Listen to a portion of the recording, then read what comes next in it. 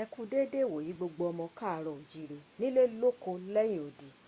Lórí òye Yorùbá lónìí, ohun tí a máa gbé yẹ̀wò ni àlọ́ àpamọ̀. Àlọ́ o, àlọ́.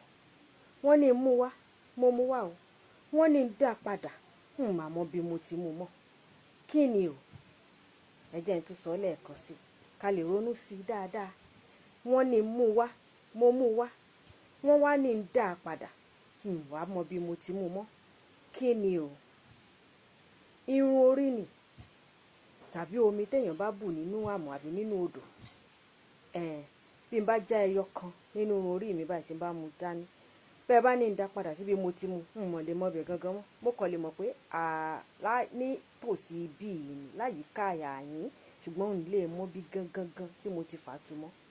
Bí n bá sì bomi inú abọ́ àbí mo bomi lódò, bẹ́ẹ̀ bá ní ọ̀gángan bí ó ti bù gangan ni ó dá padà sí bá bá bomi ṣe bí kì í lámì. Omi ni o. A máa fèyí ṣe lọ lórí ètò òye Yorùbá lónìí. Tá bá wá ní ẹni tó tún wá ní ìdáhùn míì tó yanrantí jọ lè lọ àbí tó yàtọ̀ sí omi tàbí irun, ẹ jọ̀ọ́ ẹ fi tó wa létí o. Ẹ jẹ́ ká jọ ṣe, àjọṣe wa kò ní bàjẹ́. Yorùbá ó máa gòkè sí i. Mo kí gbogbo ọmọ Oòduà pé a kò sinmi òní o. Ire lójú owó máa rí, ire lójú wa máa rí o. Ó dàbọ̀.